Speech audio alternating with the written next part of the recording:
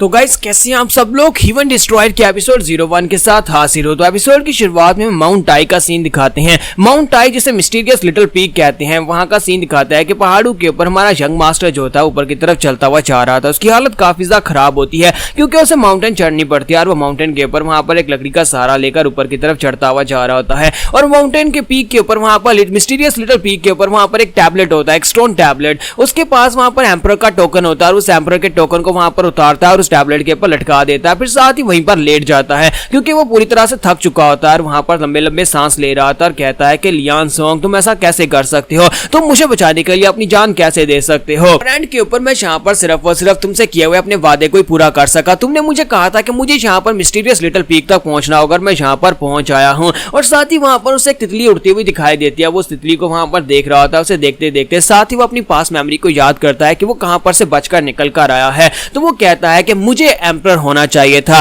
क्योंकि वो यहाँ पर एम्परर बन चुका था, यानी कि वो एम्परर का बेटा। तो जाहिर सी बात है एम्परर की जगह के ऊपर उससे ही एम्परर होना चाहिए था। लेकिन जब वो एम्परर बना तो एम्परर बनने के साथ उसके मुखालिफ यहाँ पर बहुत सारे लोग थे जो नहीं चाहते थे कि वो एम्परर बने। तो इसी के साथ ही वो अपने पास का सीन दिखाता है जहाँ पर उसके ग्रैंडफादर जो कि पिछले एम्परर थे वो उससे पूछते हैं कि पोते ये बताओ कि तुम पावर के बारे में क्या जानते हो, पावर किसको कहते हैं। तो हमारा यंग मास्टर जून से कहता है कि ग्रैंडफादर मैं पावर के बारे में जानता हूँ, पावर फूलों की तरह होती है। तो वो उसे कहता है बेटा पावर फूलों की तरह कैसे होती है, क्या तुम यहाँ पर मुझे एक्सप्लेन करोगे। तो उसी के साथ ही उनसे कहता है कि हाँ मैं यहाँ पर आपको इस बात को एक्सप्लेन करता हूँ। मुझे लगता है कि फूल बहुत ज्यादा खूबसूरत होते हैं, फूल बहुत ज्यादा नोबल होते हैं। हालांकि वो बहुत ज्यादा लो लेवल होते हैं लेकिन इसके बावजूद सभी लोग जो है वो हमारे कैपिटल में इन फूलों के इर्द गिर्द आकर जमा होते हैं। सभी लोग इन फूलों को देखने के लिए आते हैं। इसका मतलब यह है कि फूल जो है वो बहुत ज्यादा कमजोर भी है और बहुत ज्यादा पावरफुल भी है। इसी वजह से तो सभी लोग आकर उसके आसपास खड़े होते हैं। इसी के साथ ही ग्रैंडफादर उसका जवाब सुनने के बाद उसे उठा लेते हैं और कहता है कि मेरा जू तुम तो वाकई में बहुत ज्यादा समझदार है, मुझे लगता है कि तुम आगे जाकर एक बहुत ही अच्छे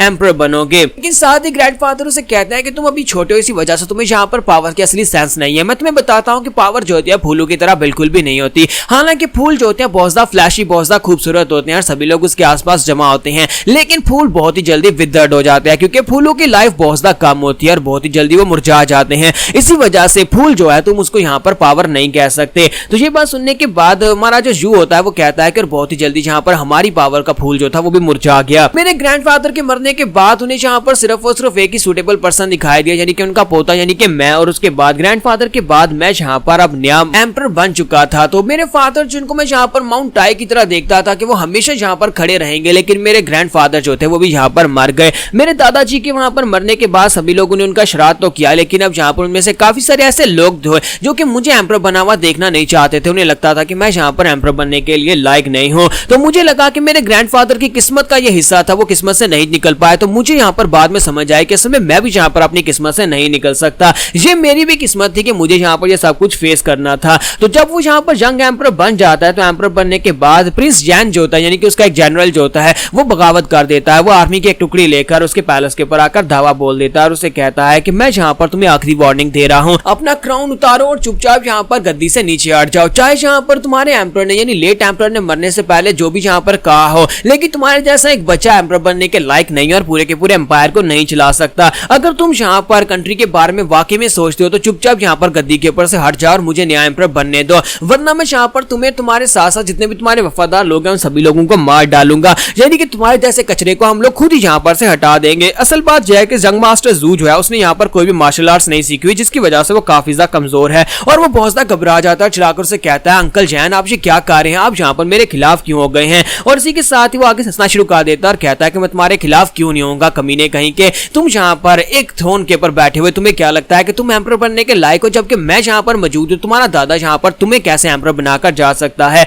जो चीज मुझे चाहिए होगी वो मैं ले लूंगा और अगर तुम यहाँ पर मेरे रास्ते में आओगे तो भांजे मैं तुम्हें मार डालूंगा। और साथ ही वो अपनी तलवार निकालकर अटैक करने के लिए रेडी हो जाते हैं। तो वो उसे कहते हैं कि अगर तुम यहाँ पर मरना नहीं चाहते हो, यहाँ पर खून नहीं बहाना चाहते तो फिर तुम्हें मरना होगा। लेकिन असल में प्रिंस जैन जो है वो चाहता है कि यहाँ पर इसके सभी लोग मारे जाएं क्योंकि कल को यहाँ पर कोई दूसरा दावेदार सामने ना आए। हमारे यंग एम्परर के सामने 2 गार्ड्स होते हैं, लेकिन वो 2 गार्ड्स जो होते हैं वो भी उसे बचा नहीं पाते। प्रिंस जैन वहां पर आता है, आकर दोनों गार्ड्स को मार डालता है। जब किसी के साथ ही पीछे से लियान सोंग निकलता है और लियान सोंग उसे कहता है कि यंग मास्टर आपको यहाँ पर से जाना होगा, यहाँ पर से मैं आपको एक सीक्रेट रास्ता बताता हूँ, आप वहां पर से भागकर चले जाएं। वो उसका हाथ पकड़ता है और उसे अपने साथ लेकर वहां पर से भागना शुरू कर देता है। तो गार्ड्स जो होते हैं वहां पर पीछे प्रिंस यान की आर्मी को रोक रहे होते हैं ताकि वो लोग यहाँ पर प्रिंस जोवेन तक ना पहुंच सके। और इसी के साथ ही मास्टर लियान सोंग उसे कहते हैं कि ये घोड़ा लॉर्ड जहाँ पर से सीधे चले जाओ, मैं तुम्हें बताता हूँ कि तुम्हें कहाँ पर जाना है। उसे कहते हैं कि माउंट टाई के ऊपर मिस्टीरियस लिटिल पीक के ऊपर जाना, वहां पर दो बुढ़े मास्टर आएंगे, वो अपने पास उसे टोकन भी देते हैं और कहता है कि तुम्हारे पास जो एम्परर का टोकन है वहां पर एक टैबलेट होगा, उसके ऊपर जाकर लटका देना, वहां पर जो दो बुढ़े मास्टर आएंगे वो तुम्हारा साथ देंगे, वो तुम्हारी हेल्प करेंगे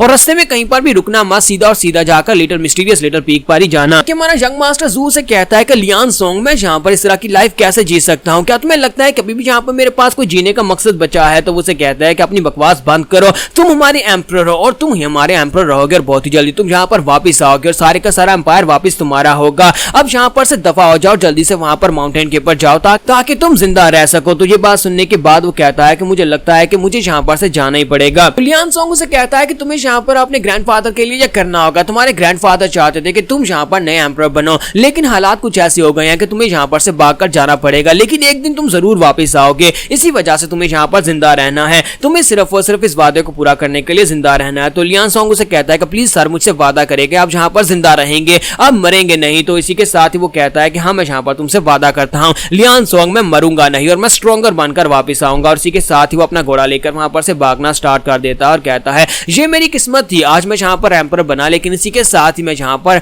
अपनी कुर्सी को छोड़कर भाग रहा हूँ क्योंकि किसी ने यहाँ पर मेरे पर अटैक कर दिया है। नेक्स्ट सीन में फिर माउंटेन का ही दिखाया जाता है जहाँ पर वो थक हार कर ग्राउंड के ऊपर लेटा होता है और कहता है तो मुझे अब यहाँ पर समझ आ रही है ग्रैंडफादर, तुमने सही कहा था कि अगर पावर फूलों की तरह होती है तो फिर फूल जो होते हैं बहुत ही जल्दी मुरझा जाते हैं और इसका मतलब यह है कि मेरी जो पावर थी यानी मेरा जो फूल था वो मुरझा चुका है। और इसी के साथ वो अपनी आंखें बंद कर रहा था और कहता है अगर मुझे यहाँ पर एक दूसरी जिंदगी मिलती है, अगर मैं यहाँ पर दोबारा पैदा होता हूँ तो मैं यहाँ पर फूल नहीं बनना चाहूंगा, बल्कि मैं यहाँ पर एक तितली बनना चाहूंगा, यानी एक बटरफ्लाई बनना चाहूंगा, एक बटरफ्लाई जो कि आजाद है, जो कि पूरी दुनिया में घूम सकती है, जिसे यहाँ पर किसी चीज का कोई डर नहीं है, जो विदर नहीं होगी। यंग मास्टर की हालत काफी ज्यादा खराब होती है क्योंकि शायद उसने वहां पर काफी दिनों से खाना भी नहीं खाया था, तो वहीं पर सो जाता है, अपनी आंखें बंद करता है और कहता है कि लियान सोंग प्लीज मुझे माफ करना, मैं अपने वादे को पूरा नहीं कर पाया, मैं यहाँ पर टैबलेट तक तो पहुंच आया लेकिन लगता नहीं है कि इससे आगे मैं यहाँ पर जा पाऊंगा। और इसी के साथ ही वो अपनी आंखें बंद कर देता है, जबकि सेम टाइम पर वहां पर दो बुढ़े मास्टर आते हैं और कहते हैं कि ये क्या कोई भिखारी जहाँ पर हमारी लिटिल माउंटेन पीक के ऊपर आया है, और इसके बाल तो देखो, इसके बाल कितने ज्यादा लंबे हैं। लेकिन इसी के साथ उनमें से एक मास्टर जो होता है उसे कहता है कि वान नो वो देखो टैबलेट के ऊपर वहां पर एक टोकन है, क्या तुम इसे देख रहे हो? तो वान नो आगे बढ़ता है और उस टोकन को देखता है और कहता है कि ये तो एम्परर्स का टोकन है, इसका मतलब यह है कि ये लड़का जो है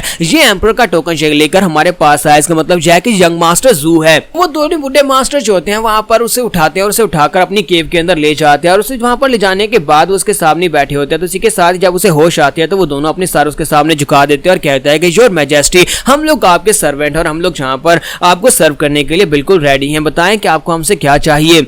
जबकि हमारा जू उठकर बैठता और कहता है क्या मैं अभी तक जिंदा हूँ, जी कौन सी जगह, तुम लोग कौन हो? तो वो दोनों से अपने बारे में बताते हैं कि हम दोनों जुड़वा भाई हैं और आपके ग्रैंडफादर के सीक्रेट सोल्जर्स भी हैं, हम दोनों को यहाँ पर इस माउंटेन के ऊपर रहने के ऑर्डर्स मिले थे और हम लोग तब से इस माउंटेन के ऊपर रह रहे हैं। तो एक उसे कहता है कि मेरा नाम वान नो है, दूसरा उसे कहता है कि मेरा नाम हुई नो है और हम लोग यहाँ पर आपको सर्व करने के लिए हैं। यहाँ पर हम लोग अपनी एपिसोड 01 का एंड करेंगे और नेक्स्ट एपिसोड में देखेंगे कि हमारा यंग मास्टर किस तरह से पावर हासिल करके वापस जाएगा। तो एपिसोड की एक्सप्लेनेशन अच्छी लगी हो तो कमेंट करके जरूर बताइएगा और वीडियो को लाइक करना मत भूलिएगा। Thank you.